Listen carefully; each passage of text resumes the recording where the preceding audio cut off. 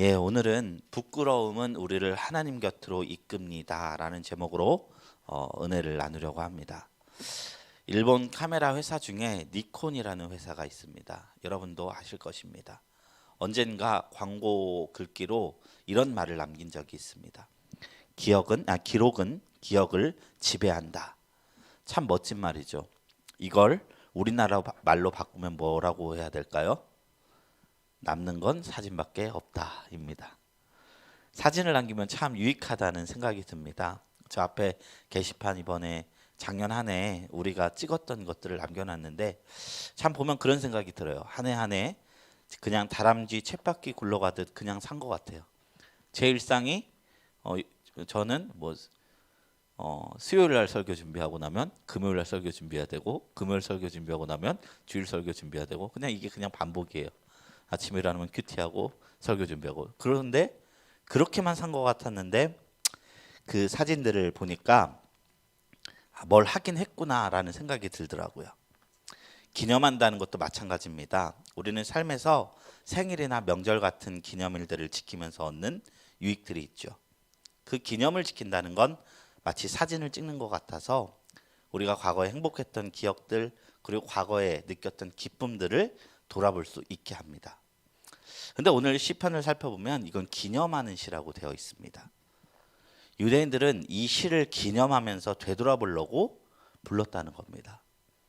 무엇을 기념했을까요? 오늘 말씀을 읽어보셔서 아시겠지만 이 노래는 애가입니다. 애가. 고통 속에서 울부짖은 이야기인데 그 중에서도 무엇을 기억하냐면 부끄러움을 기억하는 겁니다. 내가 지은 죄 때문에 괴로운 이야기를 기념하고 또한 기억하는 시간인 것입니다. 우리가 괴로움을 기억하면은 어떤 일이 일어날까요? 물론 창피스럽고 내 마음이 좀 괜히 이게 그 마음이 시간이 지나서 마음이 조금 정돈된 것을 다시 막 흙탕물을 다시 이렇게 물로 이렇게 잠그면 다시 올라오듯 그런 것도 있지만 영혼의 유익도 주곤 합니다. 전도서 7장 3절에 이런 말씀이 있어요. 슬픔이 웃음보다 나음은 얼굴의 근심함으로 마음이 좋게 됨이니라. 이렇게 말씀하고 있습니다. 우리가 죄 지었을 때 하나님 앞에서 멀어졌던 순간들 또 그로 인해 겪었던 그 열매와 고통들을 생각하면서 우리는 어떤 유익을 얻을 수 있느냐? 영혼의 불순물들을 태울 수 있다는 것입니다. 오늘 말씀을 보면 다윗은 자신이 범죄한 일이 드러난 것으로 말미암아 괴로워하고 있습니다. 사랑하는 성도 여러분, 죄가 드러난다는 것은 얼마나 괴로운 것인지 모릅니다. 우리가 살아가면서 누구도 모르는 나의 은밀한 영역, 은밀한 죄, 누구한테도 들키지 않고 하나님과 나만 아는 그런 영역들을 모든 사람이 알게 된다면, 아니 그 중에 10분의 1만이라도 드러난다면 우리는 직장 생활이든지 친구 관계이든지 부부 관계이든지 부모 자식 관계이든지 떳떳하게 살아가기에 힘이 들 것입니다. 이번에 모 연예인이 자살했죠. 온 천하가 자기가 지은 더럽고 추악한 죄를 알게 된 수치스러움이 그 역할을 작용했지 않았나 싶은 생각이 듭니다. 물론 그가 한 행동이 떳떳한 것은 아니죠. 가정이 있는데도 불구하고 룸사롱 들어가서 그 얘기한 것들 떳떳한 건 아니죠. 그러나 우리가 모두 화장실에 가지만 그 가는 것을 사람들에게 보여주지 않는 것처럼 죄가 있는 것과 그 허물이 드러나는 것은 조금 다른 영역이라는 것입니다. 우리도 모두 감추고 싶은 죄가 있습니다. 우리라고 범죄자들과 다를까? 그렇지 않다는 거예요. 성경에서 말하는 죄의 기준이 어디 있습니까? 마음입니다. 그래서 윤동주 시인은 비록 도둑질하지도 않고 음란하지도 않았고 살인하지 않았음에도 서시라는 시에서 입새에 이는 바람에도 나는 부끄럽다라고 말했습니다. 그리고 그 시에 쉽게 쓰여진 시라는 시가 있어요. 그 뭐냐면 지금 조국은 일본에 의해서 찬탈당하고 있고 사람들은 다 인생이 살기 어렵다는데 자신은 이 머나먼 그 일본에서 공부를 하면서 시가 이렇게 쉽게 쓰여진다는 것이 부끄러운 일이다. 이렇게 시에서 이렇게 이야기하고 있습니다. 그러나 그 윤동주 시인이 가지고 있는 그 부끄러운 마음이 오늘날 그 시인을 위대하게 만들었다는 것입니다. 우리가 하나님을 묵상할수록 그 앞에 나갈수록 우리의 죄성은 더욱 밝히 드러납니다. 빛이 어둠에 비치면 그 모든 것이 드러납니다. 우리가 죄인 중에 괴수일 수밖에 없는 우리의 자화상을 보게 된다는 것입니다. 제가 어렸을 때부터 안 되는 게 정리정돈이었습니다. 그래서 어머니가 이거를 저를 교정하려고 무던히도 많이 혼내셨는데 잘 안 된 거예요. 근데 어느 날 그냥 제가 한 7살, 8살 때쯤 기억이 납니다. 그때 어머니는 직장에 가고 있었고 집안은 난리 범벅이 됐어요. 혼날까 두려웠습니다. 제가 선택한 방법은 뭐냐면 불 끄고 자는 척을 했어요. 어머니가 들어와서 잘 자고 있는 제 이마에 뽀뽀를 해주셨어요. 그리고 불을 켜셨어요. 그리고 어머니의 외마디 호통이 찾아왔습니다. 우리가 하나님 앞에 나아가면 그 불을 켜는 것처럼 우리의 죄악이 드러난다는 것입니다. 그 드러난 죄 때문에 사도 바울이 나는 죄인 중에 괴수다라고 자신을 바라진 것이죠. 그것이 창피하고 불편하지만 하나님 앞에서 그 장면을 정기적으로 기념할 때, 기억할 때 우리는 좌로나 우로나 치우치지 않고 우리가 가야 할 목적지 그리고 내 영혼의 상태를 분명하게 알게 되는 것입니다. 그래서 다윗은 오늘의 시 자신의 죄가 드러난 것을 계속해서 기념하면서 불렀다 말하고 있는 것입니다. 시편 150편의 시 중에서 참회시라고 불리는 시가 7개가 있습니다. 오늘 본문과 더불어 6편, 32편, 그리고 다음 주에 다룰 39편, 51편, 103편, 그리고 143편.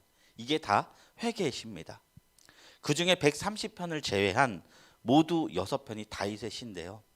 그 중에서 6편, 30편, 51편과 더불어 오늘 모든 본문이 그 배경이 다 밧세바 사건과 관련되어 있습니다.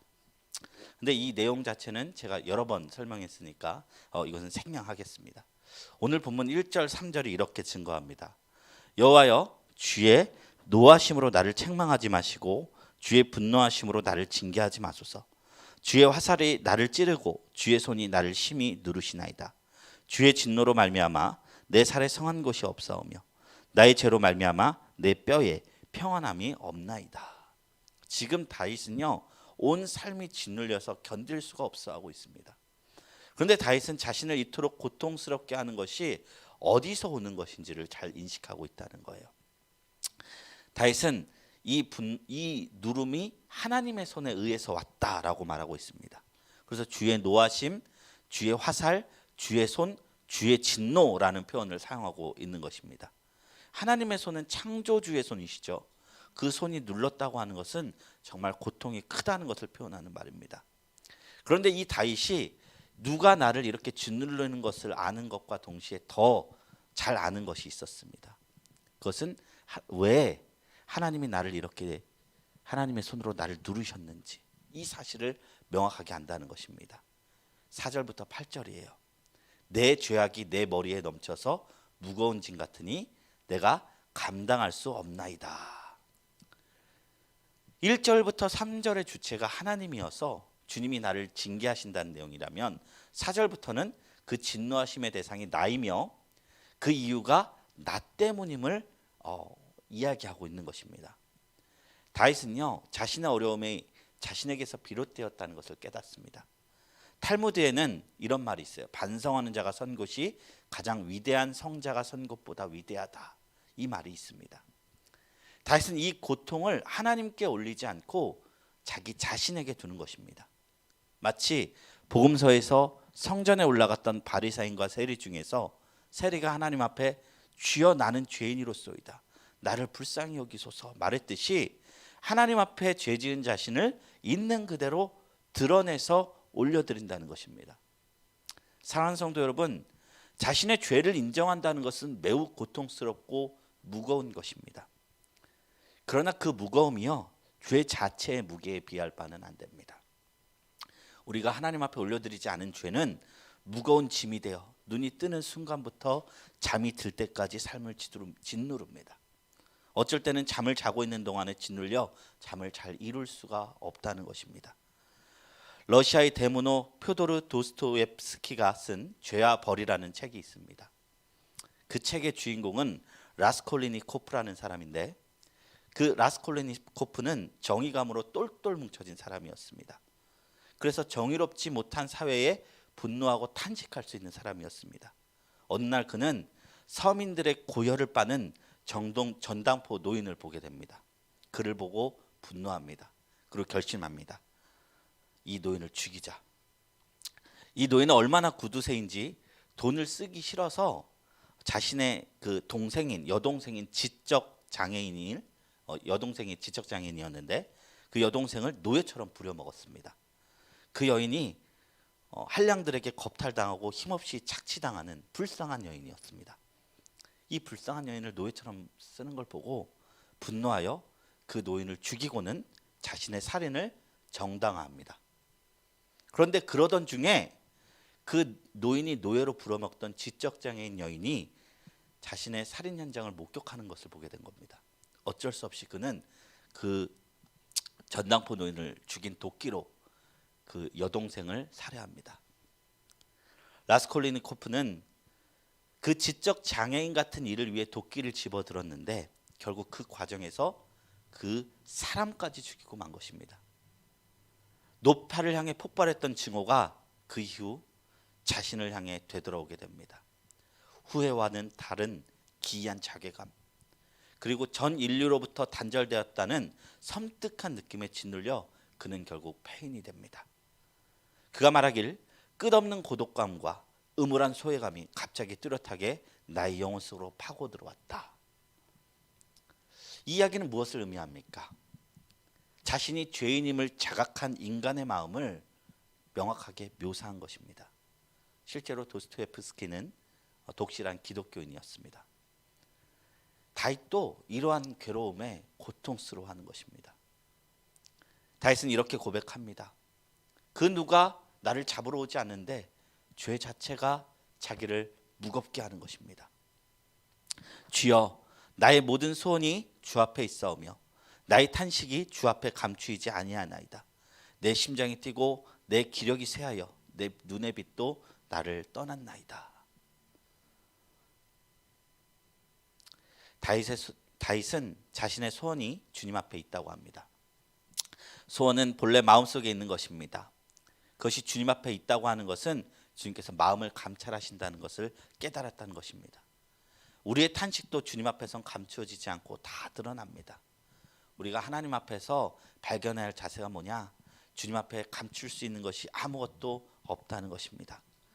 그러므로 우리가 죄의 괴로움으로 심장이 뛰고 기력이 다 빠지고 눈앞이 흐릿할지라도 이 모습 이대로 하나님 앞에 올려드리는 것, 이것이 다윗의 모습이었다는 것입니다. 그런데 11절부터 14절에 다윗이 당한 고통의 그러니까 실제적인 예들이 나오는데 다윗은 어떻게 아픔을 당했느냐? 11절 14절에 자신이 사랑하는 자와 친구들이 자신의 상처를 보고 멀리 하는 상처를 받았습니다. 친구들이 원수가 된 것입니다. 우리가 잘 모르는 사람과 어떤 시비가 있어서 다투게 되면 속은 상하지만 이내 괜찮아집니다. 그리고 일상으로 돌아가게 됩니다. 불친절한 식당에 가면 다시는 여기 안 온다 하고 그냥 우리 내 할 바 하게 됩니다. 그러나 사랑하는 사람이나 친구, 친척들은 다릅니다. 깊은 관계일수록, 친할수록, 자주 왕래할수록 작은 일이나 부주의한 말 한마디에도 상처가 깊게 남기도 합니다. 그래서 어떤 이가 이렇게 말했죠. 나를 상처 입히는 것들은 대개 내가 사랑하는 것들이다. 다윗은 사랑하는 사람들에 의해서 상처받는 고통을 받습니다. 죄의 결과였죠. 육체의 고통뿐만 아니라 관계의 고통과 정서의 고통과 영적인 고통이 그의 삶에 있었다는 것입니다. 사람들이 죄를 지을 때는 그 무게가 가벼워서 충분히 자기 신이 다를 수 있을 것이라고 생각합니다. 그리고 그 내용도 즐거움과 재미로 가득할 것 같습니다. 하지만 죄의 무게는 우리가 감당할 수 없을 만큼 무겁고 그 대가도 아주 날카로워서 우리의 속과 관계를 다 찢어 넣는다는 것입니다. 죄의 무거움과 날카로움, 무서움을 우리가 해결할 수 있을 정도였다면 하나님께서 예수님을 보내셔서 이 땅에서 십자가를 지우지 않으셨을 것입니다. 이 무거움을 다윗은 기념한 것입니다. 이것을 기념해야 자신이 더 이상 길을 잃고 또한 반복해서 이 길을 걷지 않을 수 있었기 때문입니다. 다윗의 간구는 15절부터 이제 다시 간구로 이어집니다. 이 호소가 간구로 이어집니다. 16절부터 20절의 내용은 그렇습니다. 원수들이 나를 인해서 기뻐하지 않게 해달라. 이 간구로 이어집니다. 다윗은 여전히 사람들의 곱지 않은 눈길이 고통스럽습니다. 16절에 보면 스스로 교만할까 하였나이다를 예전에 한글 개역 성경에서는 망자 존대할까라는 말로 썼어요. 어려운 한자 말이죠. 근데 이 말은 뭐냐면 앞뒤 아무런 생각도 없이 함부로 잘난 체함이라는 의미입니다. 나의 망한 인생을 보고 사람들이 자신이 나는 저렇지 않으니까 나는 행복하다. 그런 삶을 살지 않게 해달라 고백하고 있는 것입니다. 사람들은 다윗이 겪는 고난과 고통을 내용이나 이유를 한 번도 생각해보지 않고서 그저 그 현상만 보고 비난하는 말로 짓거리기만 한 것입니다. 다윗은 18절에서 자신의 죄악을 아뢰고 자신의 죄를 슬퍼한다고 고백합니다. 죄된 삶을 정리하고 새로운 삶을 살게 하는 새로운 출발점이 되게 하는 것은 그 죄를 하나님께 고백하고 자신을 슬프게 만든 사실이라는 것을 급히 인식하는 것입니다.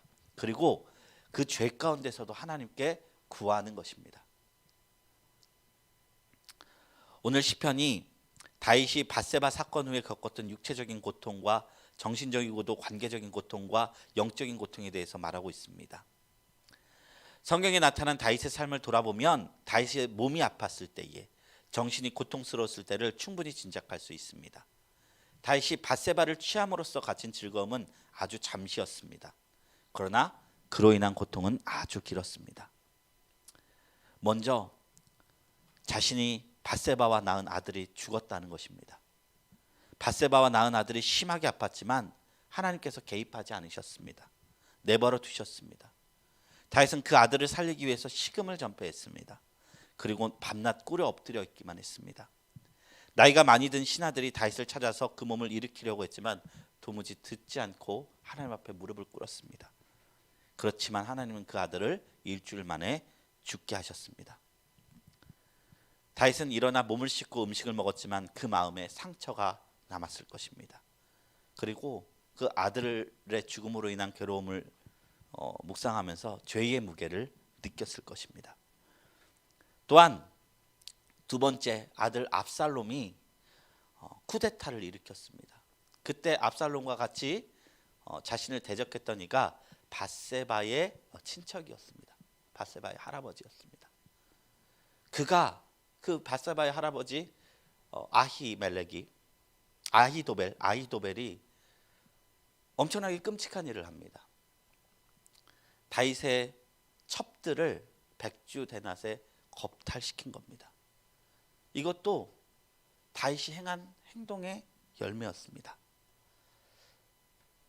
압살롬은 아버지에게 재판을 받으러 온 사람의 일을 대신 처리하는 방법으로 4년 동안 백성들의 마음을 도둑질했습니다. 그리고 아버지의 마음도 채워줬습니다. 신뢰하는 아들이었습니다. 그런데 마침내 때가 되었다고 생각하여 반란을 일으켰습니다. 다윗은 이것으로 인해서 마음이 많이 무너졌을 것입니다. 그것을 통해서 다윗은 또한 느낍니다. 죄의 무게, 그리고 내가 행했던 그 부끄러움. 그래서 오늘 본문의 막이 이렇게 나옵니다. 21절 22절에 여호와여 나를 버리지 마소서, 나의 하나님이여 나를 멀리하지 마소서, 속히 나를 도우소서, 주 나의 구원이시여. 다윗에게 하나님은 최후의 보루와도 같았습니다. 앞으로도 갈 수 없고 뒤로 물러날 수도 없고 오른쪽 문은 잠겨 있고 왼쪽은 벽일 때 바라볼 곳은 하늘밖에 없었습니다. 그런 상황에서 하나님을 바라볼 수 있는 사람이 참 복 있는 사람입니다. 그런 때 바라볼 하나님이 없는 사람이 가장 비참하고 불쌍한 사람인 것입니다.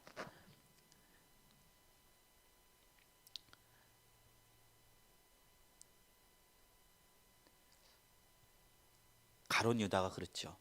가룟 유다가 이 부끄러움 앞에서 하나님을 바라보지 않고 자결했습니다. 부끄러움만으로 끝나면 아무 의미가 없습니다. 그 부끄러움을 통해서, 우리의 나약함을 통해서 성경이 말하고자 하는 것은 그 부끄러움 속에 우리가 함몰되거나 넘어지고 침륜에 빠져서 허우적대라는 것은 아닙니다.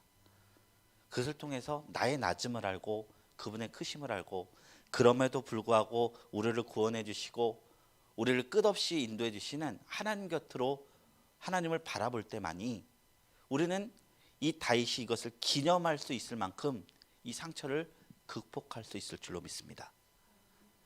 다윗에게는 하나님이 계셨습니다. 그래서 본래의 자리로 돌아올 수 있게 되었습니다.